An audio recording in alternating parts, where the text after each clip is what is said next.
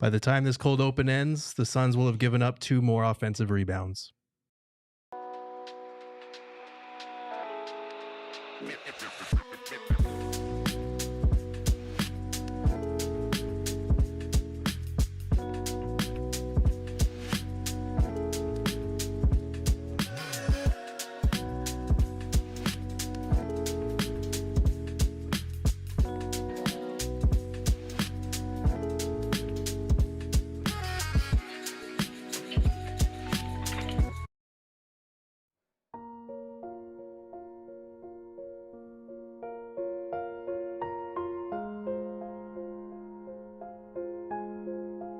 Well, so much for that win streak. Hello, and welcome into the PHNX Suns postgame show presented by Bet365. Download the Bet365 app. Use code PHNX365 when you sign up and find out why, whatever the moment, it's never ordinary at Bet365. I'm Eric, that's Steven, Espo, Gerald, all 4 of us back. Noah behind the Mac, making all the magic happen, but no magic tonight as the Phoenix Suns lost to the Atlanta Hawks 122 to 117. Outworked, out-hustled, outsized. It was not a fun game at all. Come on, Eric. Where's the positivity? You want to be Mr. Positive today? Let's look at it. Devin Booker came out with 35. You had, Kevin Durant, who shot otherworldly, 13 of 20, had 31 points, was hitting shots that you couldn't beat him in horse, and he was taking them in a regular game. So is that where you want to go first? This team showed up offensively, all right? This team showed up offensively? They can't help. I mean, those two guys. Kevin Durant and Devin Booker showed up offensively. Like I said, this team, those are the two guys that are the team, showed up. It's not their fault they don't have a center that can rebound right now. I mean, there were positives. Did that work for everybody? You know about a pendulum? You might have fooled some in the chat. Gerald, how are you feeling after tonight?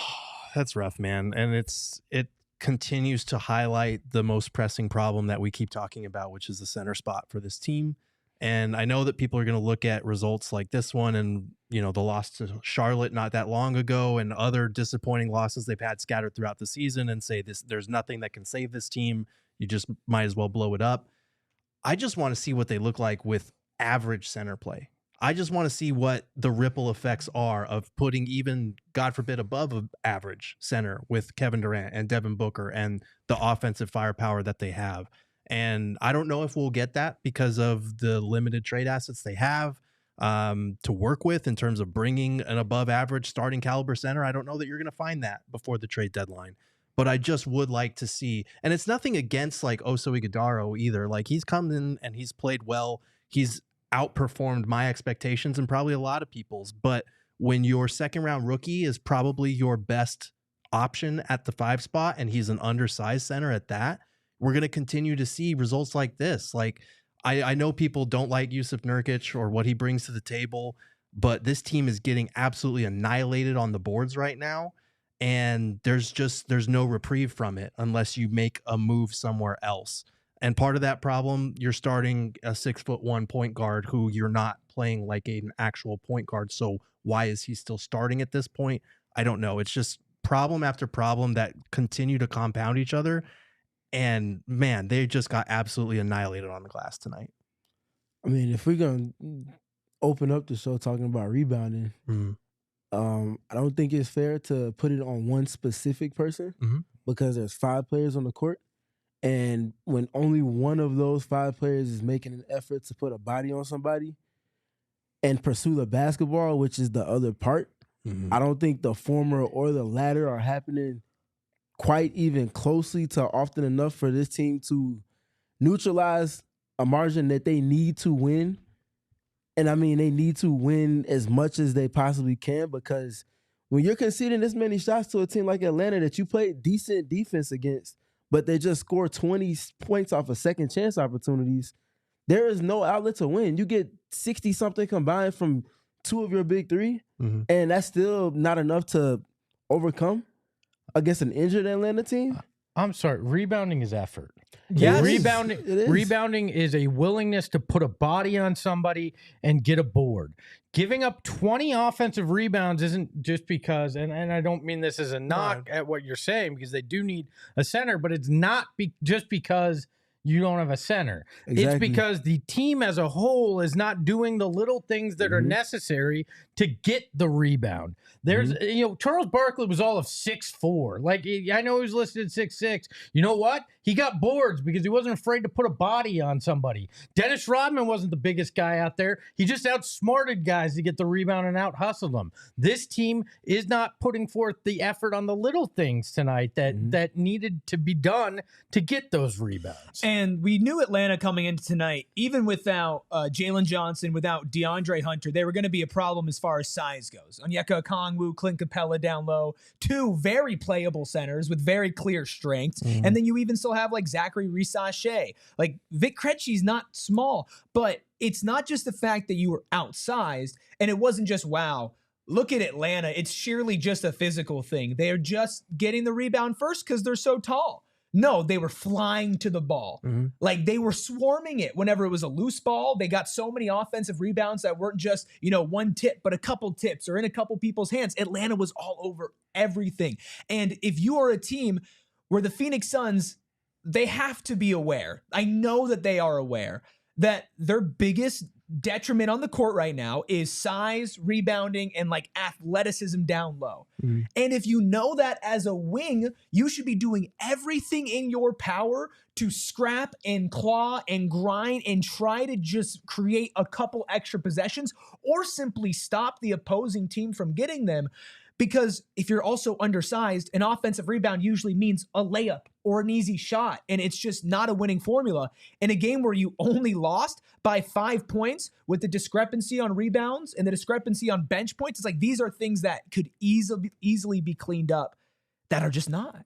I think, yes, I agree with what all of you are saying, but I do think a lot of the ball watching that you're seeing comes from guys scrambling and being out of position because the first layer of the defense breaks down and guys don't have that trust with each other in terms of where we're rotating next or who's got who. We saw so many wide open shots that the Hawks got in transition because they just weren't communicating. They weren't matched up. They weren't locked in defensively. And when you do that possession after possession, even when you do play good defense and you are out of position and you are rotating and scrambling constantly, matching up and finding the right body to put a body on is tougher. And then you couple that with the lack of athleticism, like you guys mentioned, the lack of size, like I was talking about. That is a recipe for disaster on the boards. It's effort, it's focus, it's defensive rotations. It's all of the above right now that are preventing this team from keeping opponents off the glass. And every opponent that we've seen lately is aware of it. Like this team is making Mark Williams look like Shaquille O'Neal. Onyeka Okongwu, who is a good player, comes in off the bench and has 20 plus rebounds, a career high. Insane. Like these are things that are going to continue to happen because teams know that this is where they're weak. And until the Suns punch back and show some resolve, it's not going to change. Well, you said not finding the right body. I don't think they were finding anybody. Like one of the first things you're taught, because and I didn't play high level basketball, surprise. One of the first things you're taught is when the shot goes up, the first thing you do is what's the closest body to me? Go put a body on them so they're not going to get an easy rebound. Like that's simple 101 stuff, right? Steven, when Gerald says there are so many of those things that lead into the Phoenix Suns getting dominated on that margin, and then also that what would it look like if you have just a regular 7-foot center who fills some of those things? What is the ripple effect? How does getting maybe just a center like Nick Richards, I know nobody's talked about him, but if you got Nick Richards, how would that help solve what we saw on the court tonight? I mean, it helps in putting a big body on another big body, but what are the other 4 people around them doing? Are they making a conscious, like legitimate effort to assist him in pursuing the basketball? Are they only having him box these guys out one-on-one? Or are they sandwich boxing them out, one over the top and one underneath, and then other people filling in from different angles to help pursue the basketball? That's my question. Because you can put Shaq on this team. Shaq might grab a lot of rebounds himself, but when teams start to double team him on the glass, who's going to chip in and help him out at that point? Well, we saw I'll take Shaq.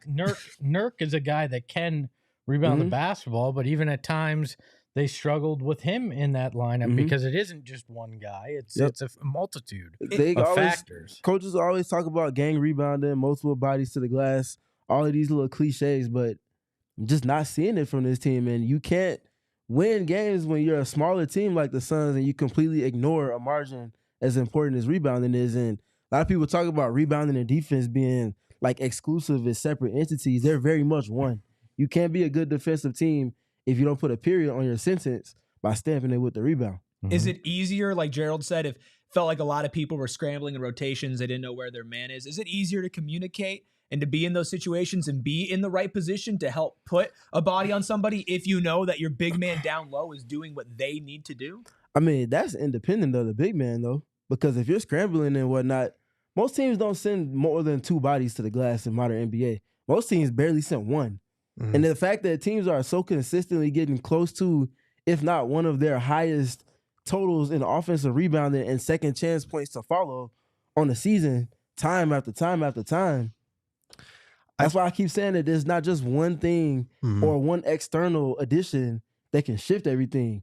Regardless of the context you're speaking to, it has to start from within and then use those pieces as like a cherry on top to it. Right. There has to be ripple effects. And you're kind of at this point, you're hoping for something similar to like what you see in football when a team is losing with an older quarterback and they have this younger guy on the sidelines, and then they put in the younger quarterback finally, and the team kind of rallies around him to protect him, and you see just a whole different level of play. That's what you're hoping for with the Suns at the center spot at this point. You're hoping that getting a new 7-footer in there will renew everybody's intensity and focus on the boards around them. Because at this point, like, you can see it, and we've been talking about this for weeks now, even during the win streak. Like, when a team doesn't believe in what they're doing, the effort, the intensity, the focus, all of those things fall off, and it's very visible. It's very evident. Like, anyone who has ever played basketball on a team that's just not good, that's getting blown out, you are less inclined to put a body on somebody. Don't bring up our rec league team. I was literally about to bring up our rec league team because that's exactly what happened. It's seriously, it's exactly what happened. We're obviously not in the NBA, but like, man, we sucked. Yes. We were really bad. There was no communication. Like, we didn't have an identity. And every single night, even when we were up 10, we'd be like, woo! And then the other team would punch back and we would just crumble. Exactly. Crumble. When you are on a bad team that you know is bad. We are the Phoenix Suns. I'm kidding. I wish, but I'm just saying, like, of 2018. But it goes at any level. It goes at any level. You see it in the NBA, you see it at college, you see it in high school, in rec league, whatever. If you don't believe in what you're doing, if you don't trust the people around you, it's a lot easier to slack off and just be like, well, whatever. That guy beat me to the ball.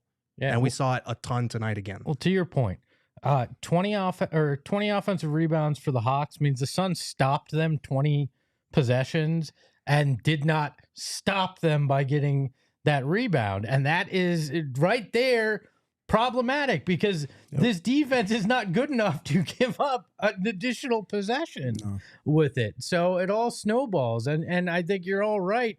This is not one change that shifts everything, unless it is as simple as they just need something to change just for them to feel different, right? Like, and if that's the case, you're already probably too mentally weak to go where you need to go in the long run. But something does have to be, shaken up right now. I get it. You were coming off of 3 straight wins, but it's a lot of the same problems that keep rearing their ugly head in the losses and even in some of your close wins. So at some point you have to change something, or you're just going to have to accept that these are the results, right? Yep. And to the people in the chat that are talking about Nick Richards and, this, that, whatever their opinion is, whether you think he's good or not, the chances of the Suns netting someone that's legitimately like a huge difference to the level that he's playing at, I mean, it's not in the cards for this team as far as making a transaction that's going to make that happen. So that's just kind of the space that they're in. They might be able to get a bigger, younger, more mobile, more athletic piece, but you're not going to get someone that you think is a monster on the glass. Like, that's just out of their price range. Aiden in the chat says, yo, Eric Ruby, why'd you drop 15 on us? I don't think we ever played because I ain't dropped 15, so I don't think that happened. But we do have more super chats coming up on the other side of this break, along with Big Bright Shining Star by the numbers. We were going to talk about trades, Jimmy Butler, Doo-Wop Reed, all down the PHNX Suns postgame show, coming up right after this. Just because we watch a basketball team that stinks doesn't mean, that we have to stink ourselves. Am I in the wrong show here? Oh, you're in the wrong one. Because you're reading Brandon Bills. You can watch a team that stinks, but you can wear a hat that is spectacular. I was wondering where you were going with that at first. Look at that's crazy. You can wear Brandon Bills has some of the best hats that there are out there. They are a local company. Met with the entire group yesterday. They came through for a tour. This is a company you want to support because it's good people working there, putting together some of the best hats I've ever worn. And I'm a guy that owns almost 70 hats, so I know what I'm talking about. All right, they're comfortable, they're good looking, they're high quality, they're exactly what you need when you're looking for a hat. So I highly recommend you go check out our friends at Brandon Bills. Head over to brandonbills.com, use that promo code PHNX, and you get 20% off your first hat. Want to shout out our friends over at Bet365, of course, the presenting sponsor of this episode, but also the best place for you to do your sports wagering. They have a basketball early payout offer right now. You get to win your bet if you take a straight bet or money line for the team to win. If they go up by 20, automatically it cashes. Even if they come back and they lose, you still cash your bet if they were up 20. And on Tuesdays, which is today, if you didn't notice, it's a tip-off Tuesday. Place qualifying parlay bets totaling $20 or more on Tuesday NBA games and get up to $25 in bonus bets. Oh, so many different ways. That's a way I can win while I still lose. All right. Well, and we all are losing, so I wouldn't take betting advice from us when it comes to the actual bets, but if it's about where to place those bets, Bet365 is clearly the best place to do it. And right now you can also open an account and get 150 in bonus bets. You must be 21 plus and physically located in AZ. And if you or someone you know has a gambling problem and wants help, call 1-800-NEXT-STEP. Text NEXT STEP to 53342 or visit problemgambling.az.gov. Euphoria, Meek, Juju in the seat, King Nacho, Eric, Aaron, Sale, Ice Tippler, and Lucas, all of y'all in the chat. I don't know. Ice Tippler is in there. I feel like that's something that your left hand is familiar with. Ice Tippler says, I'm going to just skate right on over that one. Yep. Hey, now. Says, most disappointing Suns team in franchise history. That's a regular chat. Now, we're going to get to super chats. Well, y'all hit that like button. If you want your chat read on screen, any price will do. We will read it. Just drop a super chat. What he's saying is, when it comes to reading chats, we're whores. Just pay us and we'll take care of it. So. Wow. Espo. Look, I'm trying to have some fun. I was told I was too negative, so let's make some jokes. You want to read the first super chat? Why not? Raymond with the $4.99 super chat says, a couple of weeks ago, the boat was sinking. I think they've patched up the holes. Declaring weaknesses is rebounding. Steven's mic just broke. Bad omen. Patching up the holes, not patch them up, I think, because if they were all patched, they're patching. They would have won this game. Well, they didn't use the Flex Seal, so there's still some. Alec in the chat says, hot take, trading the shooting guards for 6'7", 6'9" wings and a center. There is zero hope for anything. What? You went down. Are you okay? What? Oh, are you okay? Oh, I did. It moved. Hot take. I was like, it's not that this team. Yep. Reading's tough. Oh, Alec with the $5 super chat says, hot take, it's not that this team lacks effort. It's just that rebounding is a major weakness. Better center will go a long way to fixing that. I think we addressed that in segment 1, but I don't believe we're agreeing with you in that, Alec. I think getting a better center will fix a lot. It might lead to fixing effort, but the lack of it is definitely there. It's combined. You're hoping for a ripple effect. 100%. Praying. Yeah, pretty much. Manifesting. Teddy with a $9.99 super chat. This is the one that I feel like I've heard this before. Until they start trading the shooting guards for 6'7", 6'9" wings and a center, there's zero hope for anything. Also, if Bud doesn't realize Dunn needs to be 30 minutes a night, then he needs to be fired. How did we feel about Ryan Dunn tonight? Only getting 21 minutes, but 6 of 12 from the field, 1 of 4 from 3, 14 points, 2 rebounds, a steal, and a block, coming for +5 on the night. Should he have got more minutes? Yes. Yeah. I mean, didn't those points come all in the first half? They might have. Yeah, I feel it was like, at least before the end of the third quarter. Yeah, like I just why are you only playing one of the younger guys on your roster only 21 minutes when he was out there trying to play good defense and showing hustle on that end, having a pretty good effective offensive night? Why are you not playing him more than that? Yeah, it's a good question. I think I don't remember how many fouls he wound up with, 4 I don't know. I don't think he was in foul trouble for the most part of the night. Sorry, though. let me I check think real Trae quick. Young, like he had 4, wasn't. but Trae Young was going off, but nobody else on this roster was stopping Trae Young tonight. Ryan Dunn was probably your best chance at doing that. So for him to only have 22 points and then Young finishes his night with 43.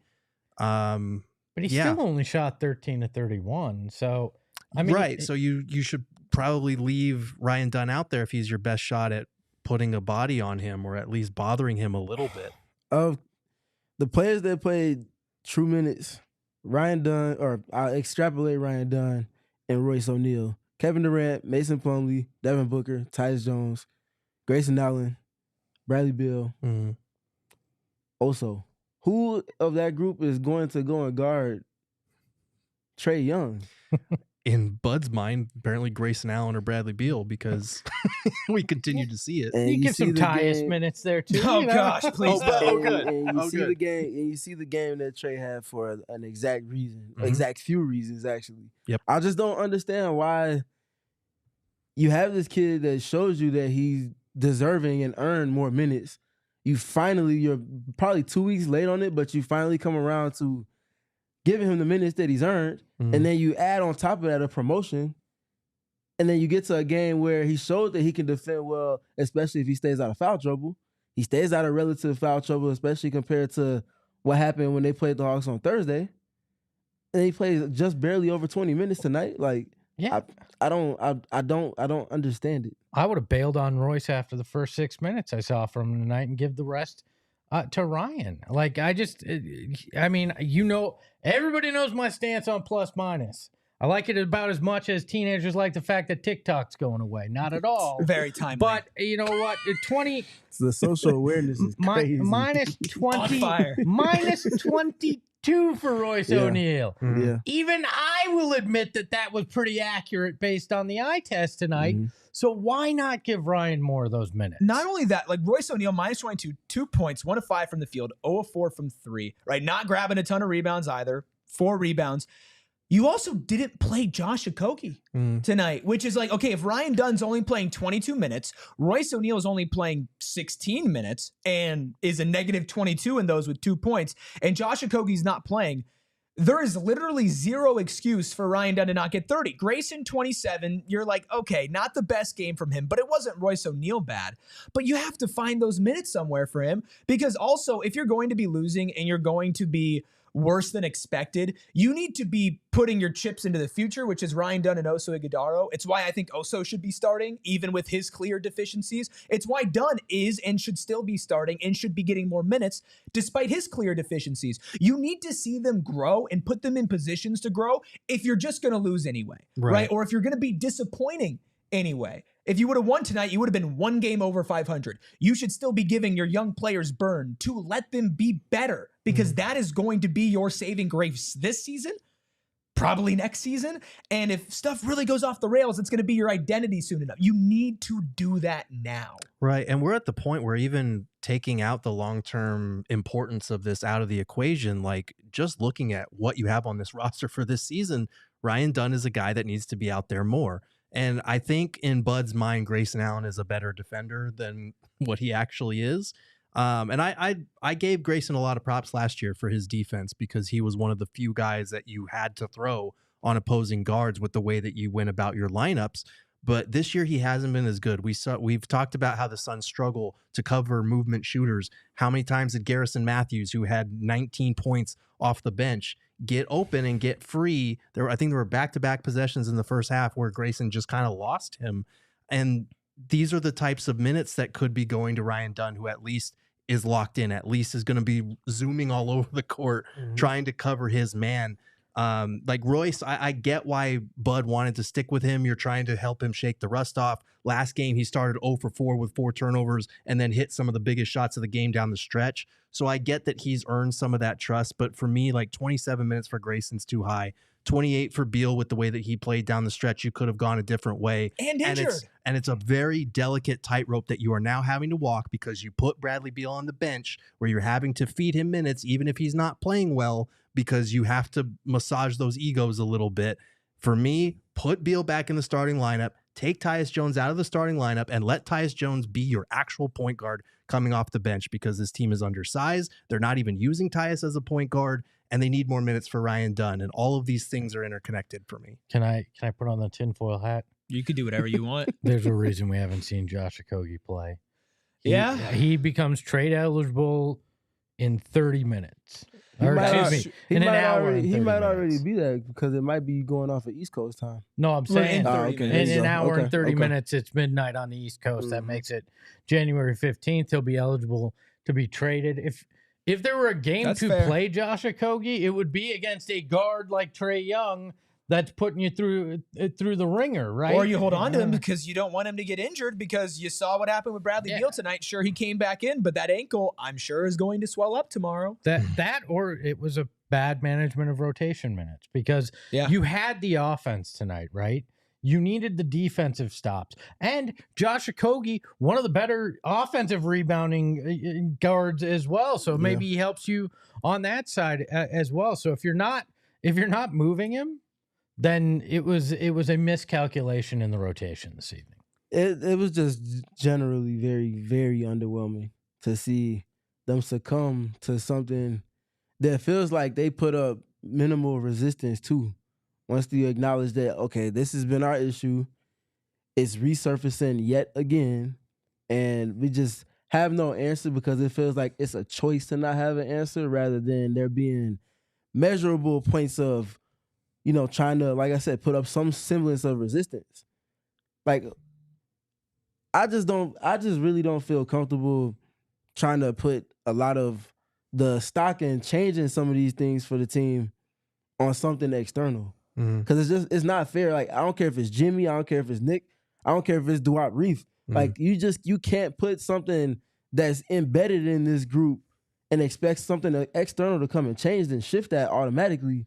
That has to come from within. And you keep losing to these same reasons time and time again. It keeps showing itself over and over and over in the form of a Charlotte Hornets team, in the form of an Atlanta Hawks team, both of which those teams are underwhelming in their respects, but also not playing at the level that you're supposed to be playing at. Like, it's just not clicking for me right now. Yeah, but I think the reason people are looking external is because we've seen it for a year and a half. Where's the belief that it can change from inside? Like, this ain't some kind of 90s rom-com where, oh no, the Suns took off their glasses and they're really beautiful. They're not the nerd. No, this team is who they are. There isn't an internal fix. See, I went the other way on my reference after being culturally cool there. But look, there's no magic. Oh my gosh, this team is beautiful from the inside. No, I think they need something external to shake it up. And I think that's why everybody is sitting here hoping for that, because they've lost faith that it's going to come from within. I don't disagree with that part.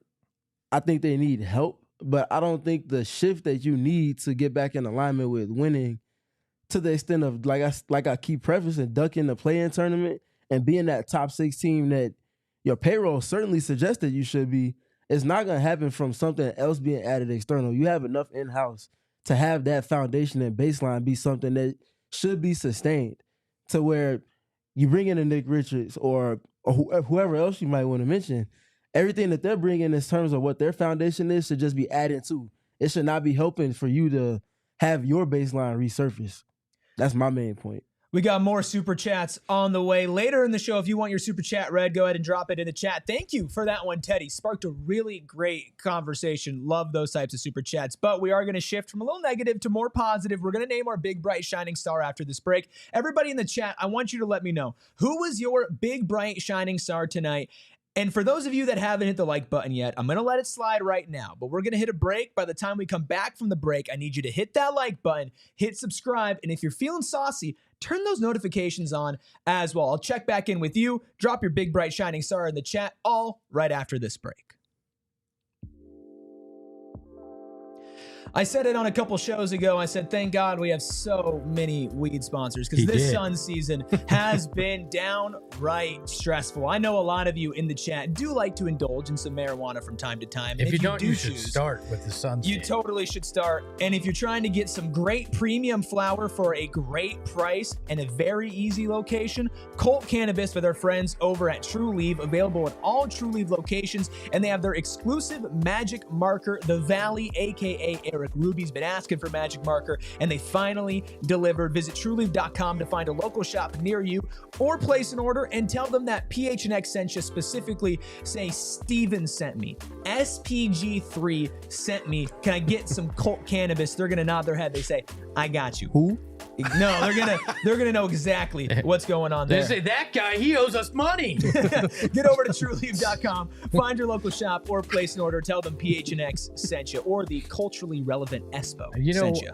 You know what? Guarantees in life don't happen. The Phoenix Suns are proof positive of that, because when you hear you got Devin Booker and Kevin Durant, you think guaranteed winning. Not so much. But our friends over at the Carol Royce Realty team, they got you covered, because they got guarantees that'll make it easier to sell your home. Right now, you call Carol and her team. They have an unbeatable track record. They've sold over 12,000 homes, including Gerald's, without him knowing, because we sold it while he was out at the arena the other night. 12,000 homes are across the valley. Carol knows the real estate market here, and choosing the right agent is a big decision, and Carol is the right agent for you, because if you're considering selling your home in 2025, the name to trust is Carol Royce. Your home sold guaranteed. There's your guarantee. She guarantees you'll sell your home. Have questions, call today or visit Carol online at carolroyceteam.com. That's carolroyceteam.com.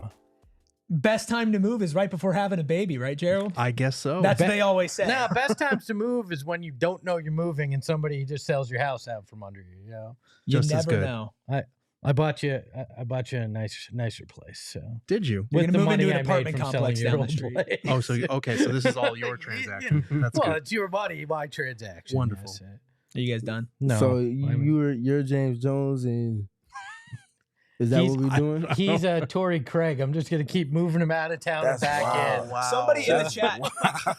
Somebody in the chat said that Torrey Craig is the key recently. I asked for big, bright, shining stars, and everybody just started saying Hawks players. Trae Young, Onyeka Okongwu. Megan said you. I mean, I would hope so. She's my big, bright, shining star. I'm hers. That's just how it goes. I think she's missing you. Everybody in We'll chat send him say, home "Aw." soon, Megan. Yeah, we'll see. It is time for our big, bright, shining star, presented by Gila River Resorts and Casinos. You do you at Gila River Resorts and Casinos. Visit playatgila.com for details. I'm a big, bright, shining star. Katie and Book. You did say at the start of the episode, Espo, you went positive. You were trying to, change your ways. What was it about Katie and Book tonight that just felt so good to you? Well, look, offensively, they were them, right? Those were Kevin Durant and Devin Booker, the way we know them, the way we love them, the way we want to see them play. Kevin Durant was doing things that had Steven and I laughing our backsides off, because it was unbelievable. He's shooting from behind the basket, essentially making shots. Like it was vintage Kevin Durant on the offensive end. Devin was efficient, was hitting from deep, had 7 threes tonight. Like it was everything you could expect or want from them offensively. And I actually feel kind of bad for both of them tonight, because they did everything on the offensive end that they could to win. Kevin Durant did it on the boards today as well. And it wasn't enough because of the other factors tonight. Like we're starting to see Devin turn it around offensively. We thought that was the key. Well, not so much.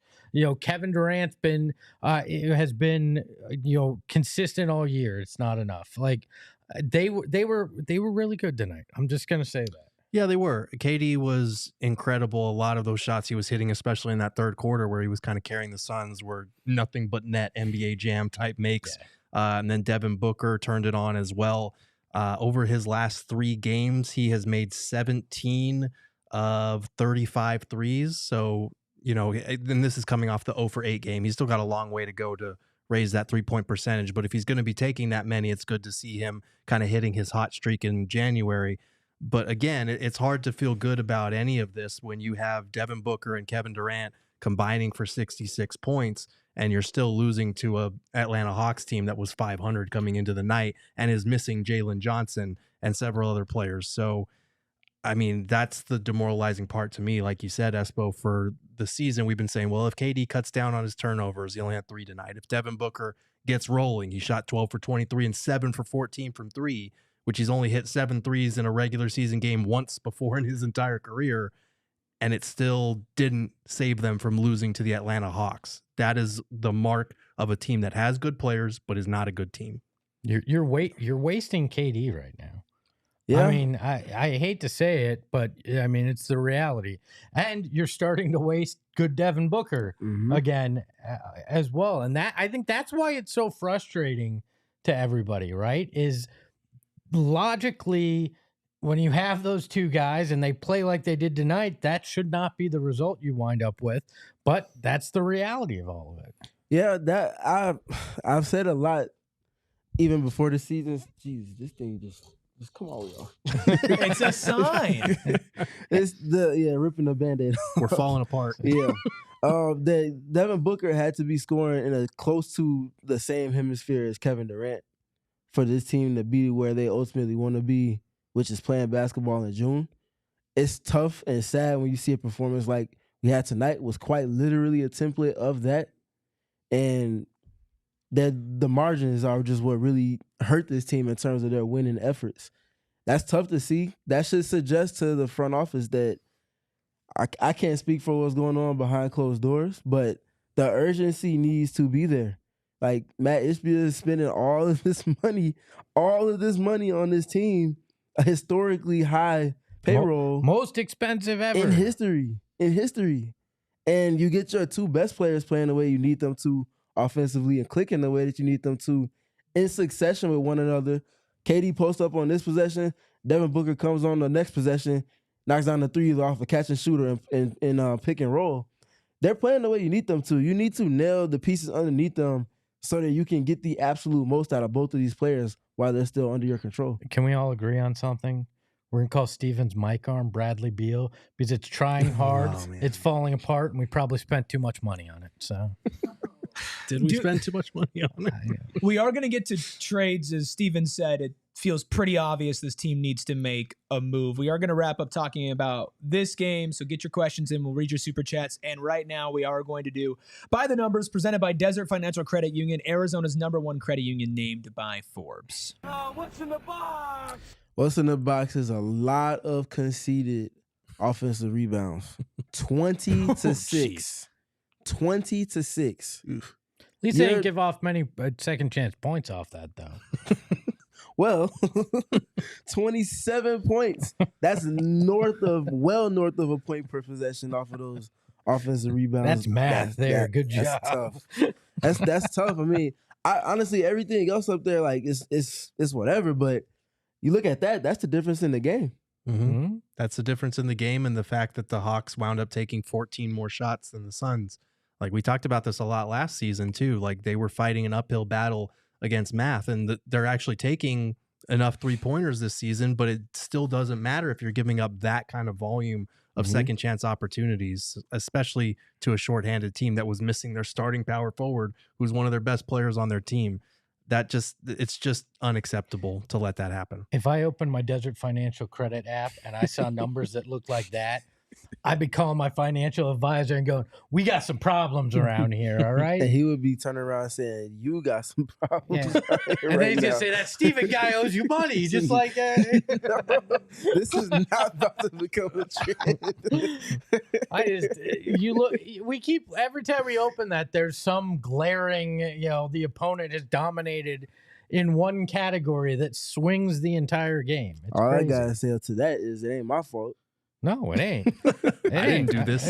My favorite thing about Steven, research it. I mean, you didn't make it happen. my favorite thing about Steven is, like, we'll joke about, like, oh, what are we doing? Like, our responsibility. And he just is so serious. He just goes, "Not me. Right. No, I don't know who we are. I'm just going that's to call you them. Shaggy. That's Wasn't on me. them. I got a job to do. I'm supposed to show up and do my thing. They're supposed to show up and do their thing. I'm doing my job. I'm just saying.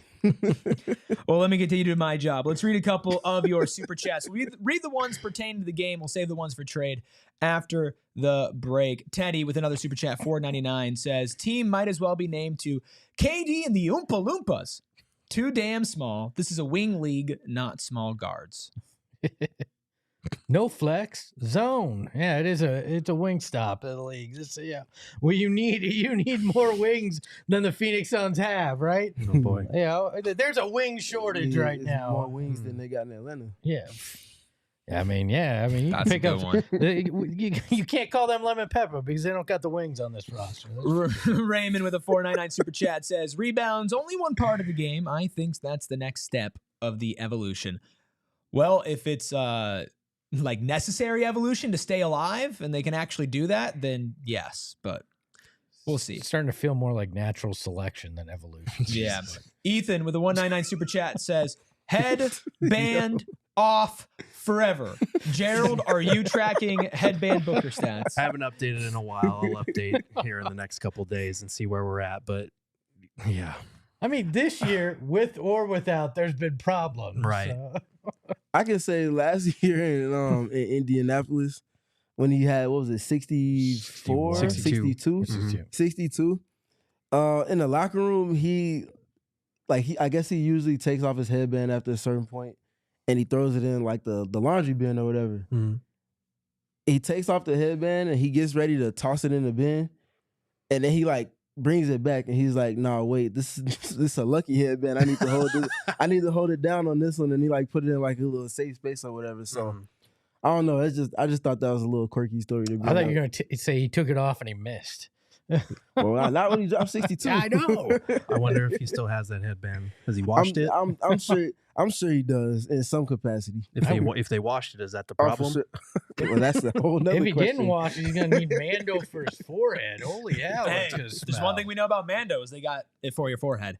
J5 Media with a $5 super chat. That makes sense. Says every other team has a mildly serviceable center that out-hustles the entire Suns team, and we all salivate over it. That's how low the bar is set. Yeah. I mean, that's kind of the Suns' history, though. They've always had terrible centers, and they've always longed for somebody else's, right? I mean, yeah, this feels like dire though. Oh, of course, we've hit rock bottom. Yeah, this is rough. And I like Mark Williams and Onyeka Okongwu, but they're making them look like all NBA. If you watch this game, if you were an alien beamed down to planet Earth to watch one game of basketball, you would think Mark Williams was the best player who ever played in the NBA. You know how down bad I am? I know that Alvin Adams and Mark West are still on the payroll working for the team. And I'm like, I think they could get you a few rebounds. That's where we're at right now. Oh, no. At least Mark West would know how to put his ass into somebody. They ain't call him Big Daddy for nothing. I'm just going to let that one breathe. Yeah, go ahead. Let's knock out all of your super chats here. Sith Lord says with the $4.99 super chat, thank you, Sith Lord. Is it possible that adjustments weren't made, Bull and OG? I would assume meant J.O. Okogie. Because those players are in trade talks. Well, Bull wasn't going to play either way, but Okogie probably. Can we stop with the Bull thing? Probably not. Why does everybody think at some point he's been with so many different coaches and the same pattern has played out? It's not the coach. At some point, it's the individual. There's a reason he does not get those opportunities. I don't know what said reason is. I'm not behind the scenes, but at some point, there's a reason Bull isn't getting minutes and hasn't in multiple places after he got some and then disappeared from the rotation. After last game, Bud was asked about Bull and, has he considered giving him a look? And it was he was coming off as earnest, but it felt very patronizing because he was basically just like, yeah, we have Bull in mind. He's been playing well in practice and we have him in mind. He's like not getting in the game still. So it's kind of like, yeah, we know he's on the roster, but fill in the blank kind of thing. So I don't know. It's kind of I don't want to say it has to get really dire to see Bull minutes because I feel like we're kind of already there. But I don't know how much Bull solves for you other than just giving you another big body. And I know we've sat here for most of the post-game show talking about how they need more rebounding. But like Bull comes at a cost in terms of what he gives up defensively. Question for you. Yes. From all like the shoot-arounds, practice warm-ups that you see, because you are there watching this team in person more than we are, including when they're not playing. What does Bull look like not on the court? Like, is he, going and giving 100%? Like, does it feel like somebody who's like busting his butt trying to earn a spot? Like, it's hard for me to say because what we see of practice is very limited. Yeah. We get in there when they're basically done. They're shooting free throws or they're just kind of shooting around or whatever. So it's hard to gauge that. I wouldn't say that anyone except for maybe Kevin Durant and Devin Booker and maybe the rookies usually looks locked in by the time that we come in. But again, it's because of the stage of practice that they're at. So I don't want to speculate. I can't say one way or another, but I wouldn't say that I go into the gym and I see, Bol doing intense one-on-one drills or whatever. Like, well, and let's be honest, if Bol stands to the side, you can't see him. Like, this isn't a guy that's going to solve your boxing out problems and your rebounding. He's a guy that will do some things offensively, but I don't think he's changing your lot in life when it comes to the rebounds, right? No. He's not a center. He's 7 foot. He's not a center. He's a small forward in all reality, and I just don't know that that's going to change what you need, really. And with Bol, I mean, yeah, he had good moments last season. He was a valuable player last season for the Suns. And he does things that could be valuable for this team. But when you've seen him play, Steven, in his limited minutes, it's usually, wow, what a high, followed by such a low. And if he was going to get a shot, it would already happen. And I feel like there has to be something. None of us can say. We can only speculate. But, like, there has to be a reason he's not playing. And that reason's pretty firm. And I would not expect that to change, no matter really what the situation is, especially not on a consistent basis. He might get like one game here and there, but not in the rotation. No, not in the rotation. And I mean, for people that are asking the questions, look at the Suns and their issues, their flaws, and ask, does he help to address any of those? Like, no, not even disrespectfully, does he address any of those in any capacity? Does he address the rebounding? No. Does he help with turnovers? No. Does he crash the offensive glass? No. Can he guard guards and wings like consistently and effectively? No. And he can't do those things better than any of the people that are above him in the depth chart. Royce O'Neal, Ryan Dunn, Oso Ighodaro. Like, where's the outlet for him to make something happen for the team that they actually need help at in terms of what's been plaguing the team? Josh Okogie addresses multiple needs in more capacities than Bol does for this team in its present construct. So the outlet's just not there for him. We're going to talk trades. Strikeout says, Suns suck. Who are we trading? Well, we're going to talk about that. Read the rest of your super chats that keep on pouring in right after our final break.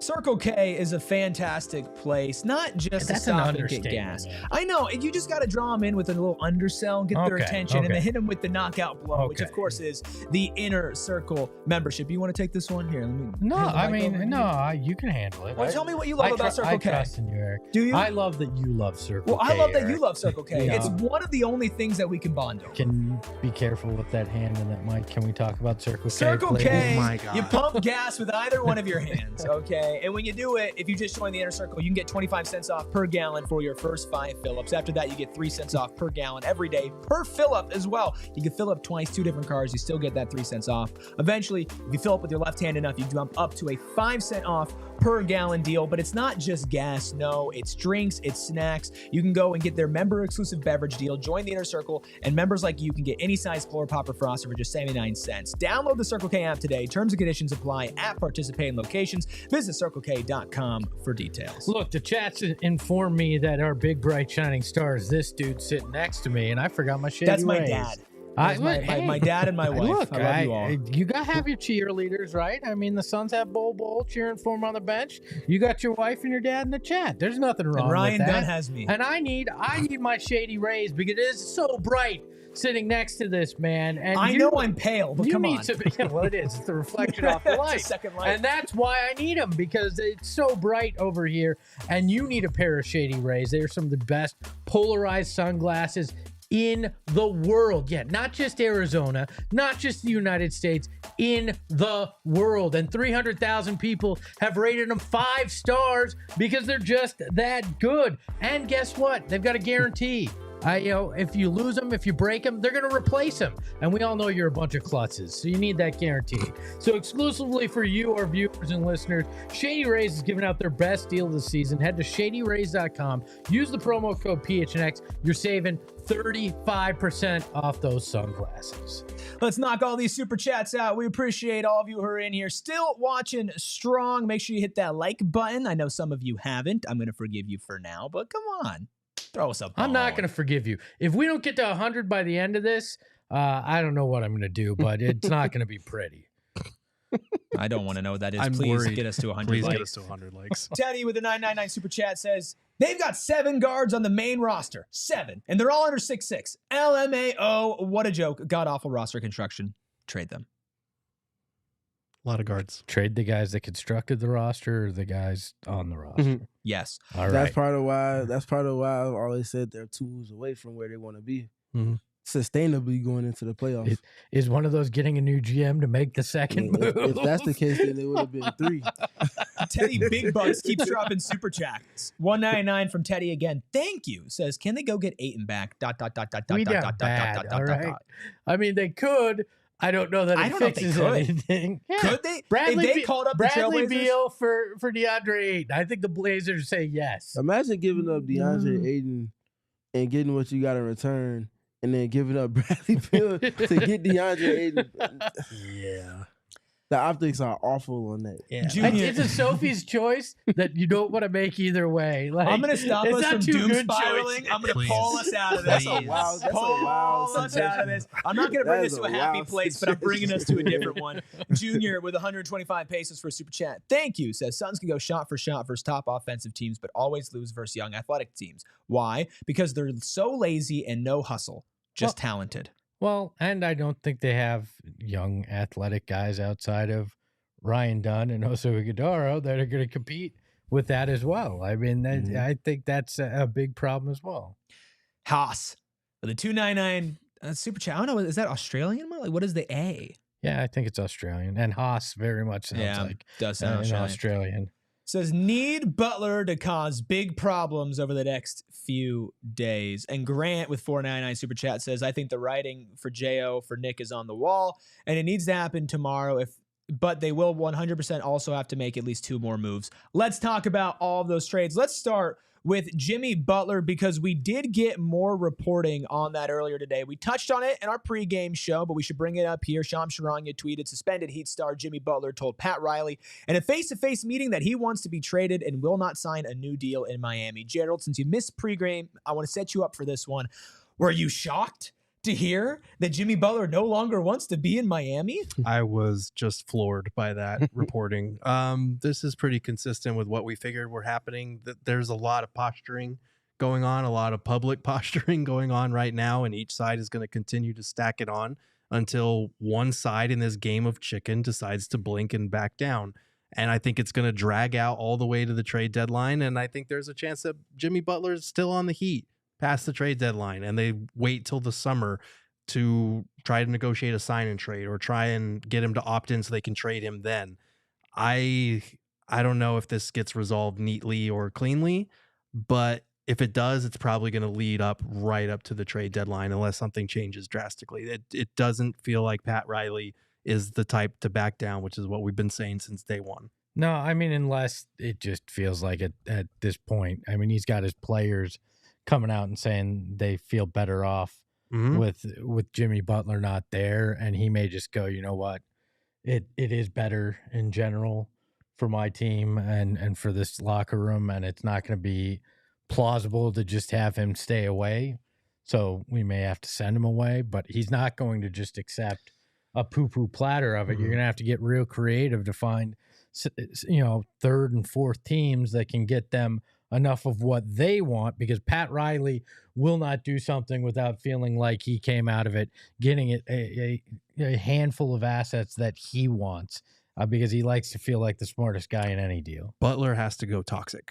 He has to go nuclear in the next few weeks. He has to take it up to another level because it's not working. Pat Riley is not backing down. You have to force your way out of there in the most toxic sense. So when this 7-game suspension is up, and you try to rejoin the team, there needs to be fireworks if he wants to get out of there. And Yeah, I hate serve him cold coffee. and I hate like saying that because it sounds like I'm like encouraging Jimmy to start doing some outlandish stuff, but that's what it is going to take at this point, because it feels like Pat Riley's not backing down. Jimmy Butler's going to have to respond in kind. Okay, That's but how it's going to work. If he, look, we always see it with superstars. They always have to hit this level where they make a situation even more uncomfortable to the point that a team has to bend to their will and trade a player for less than they actually want to get in return. I agree, but at what point do you look at it and go, can this locker room, does it make it better or does it make it worse if you're getting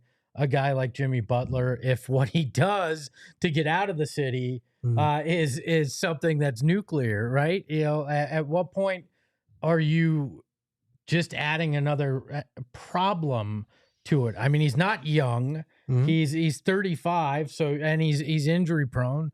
I get that you want to get off the Bradley Beal contract, and it's probably enough to make me do it. But at some point, you got to go, can this locker room sustain potentially Jimmy Butler getting in Devin Booker and Kevin Durant's face? I know that supposedly Kevin Durant wants him, and Devin Booker would welcome him, but can you actually deal with Jimmy Butler getting in your face and calling you on things and doing what Jimmy Butler does? Like, I don't know, but that's a separate question, because I'm just saying what it'll take for him to get traded. And yes, some people in the chat have brought up Bradley Beal's in control. We know that. But in terms of him coming off the bench, like, that feels like a very calculated move to get him more incentivized to waive his no trade clause. You could probably find some third team location somehow where he might be willing to go.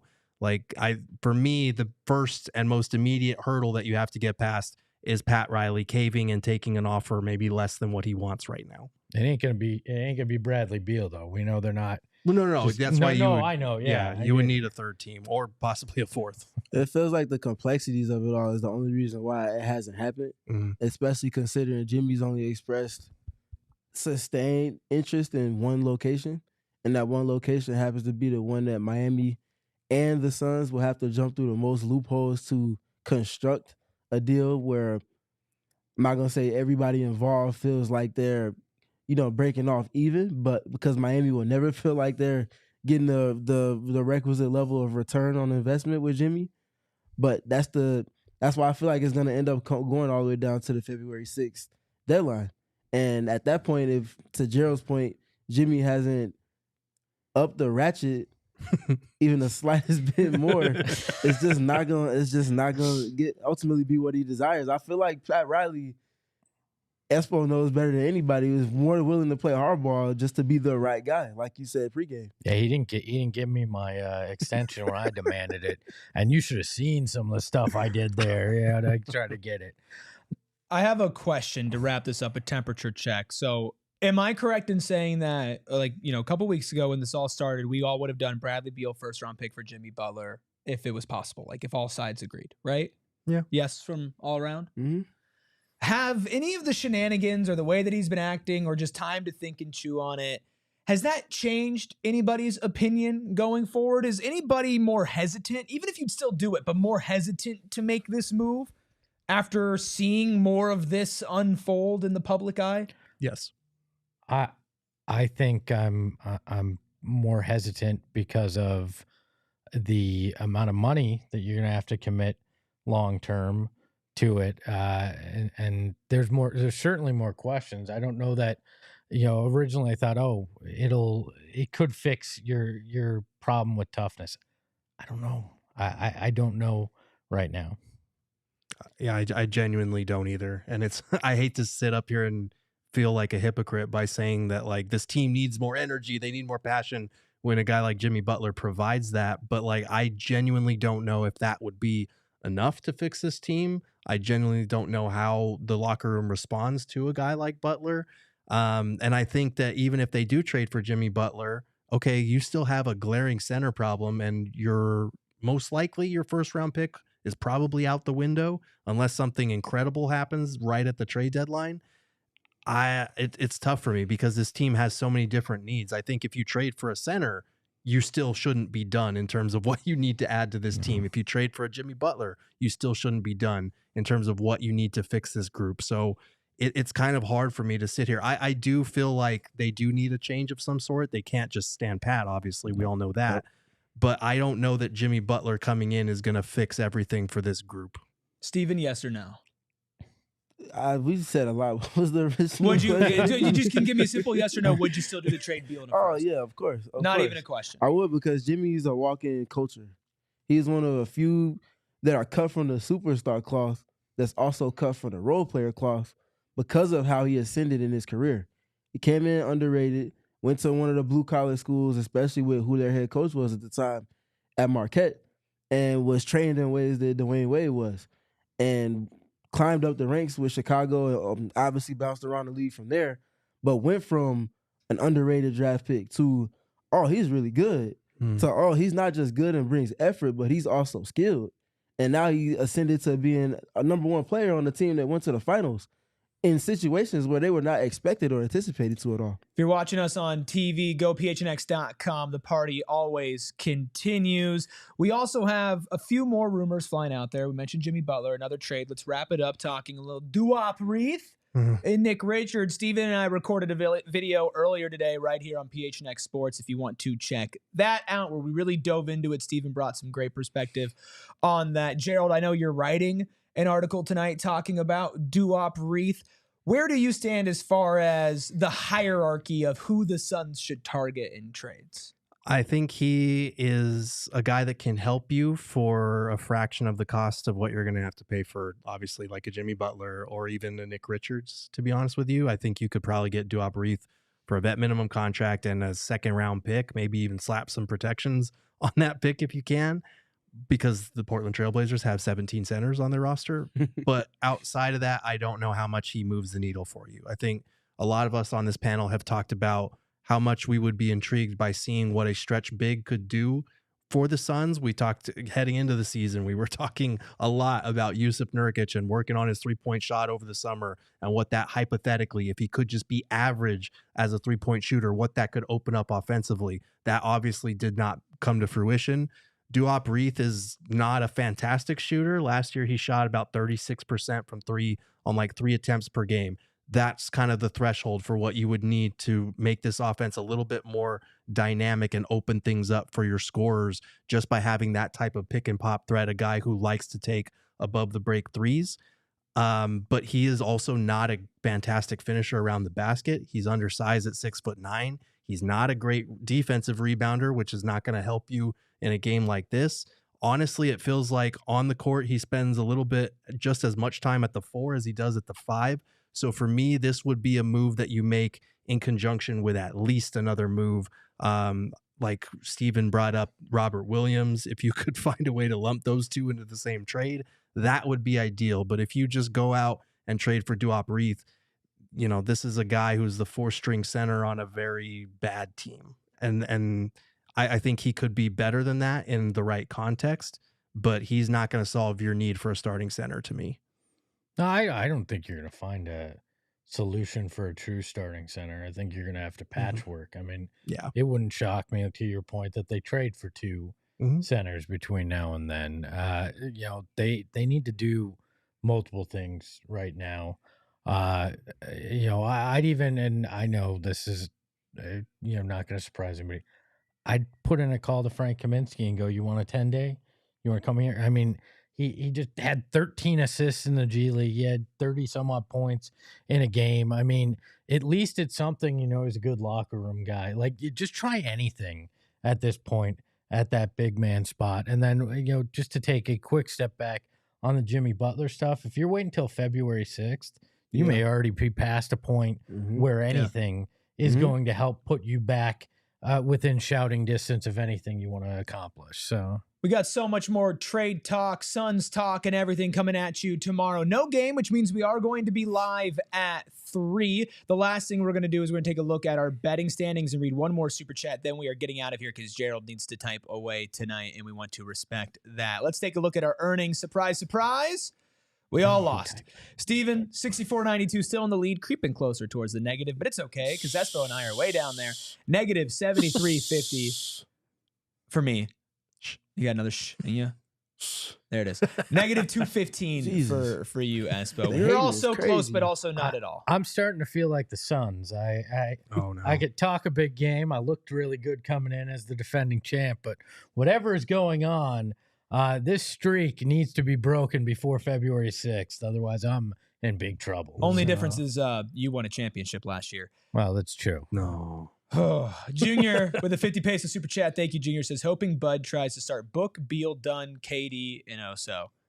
I'm here for it. Gerald, I'm also are you here dropping for it, super chats? Is that No, not that much money. Well, I actually don't know how much money that 50 is. 50 pesos. It's not that much. No, we've talked about this a few times on the show. We want to see more of this lineup. And even in the game when we talked about it, that lineup wound up being a negative, but you've got to have some type of defensive energy. And I'm sorry, Oso is your best center option right now. Ryan Dunn needs to be playing more minutes, and I still think they benched the wrong guard. On that cheerful note, let's wrap things up here on the PHNX Suns post-game show. All of you in the chat still, Joe, Strikeout, Meatloaf, Buddha the Schizo, Junior, Kev, Chunky, hello, Roderick. Hey, I'm sitting right here. You don't have to call me Chunky. Oh, stop. Hayda and Jeremy. You just took all the wind out of my sails. You can follow the show. So many jokes. At PHNX_Suns. If you want the best comedian in all of basketball, you can follow Espo at Espo. You can follow myself at ERIKRUBY. You can follow Steven at StevenPG3. Remember, it's a PH in the Steven. It's PH because he balances us out. You can follow Gerald at Gerald Bourget. And you can follow Noah at, I think it's just Noah W something, right, Noah? Noah W13. I don't know. He doesn't know either. He's shrugging his shoulders. But we do appreciate him for making all of the magic happen behind the Mac. Espo, your stand-up set. You got a quick 5 for us? Winning comeback. You can blame it all on me. I was wrong. I really miss you, and I can't do it without you. Ahoy, hoy. We all silly like the mayor.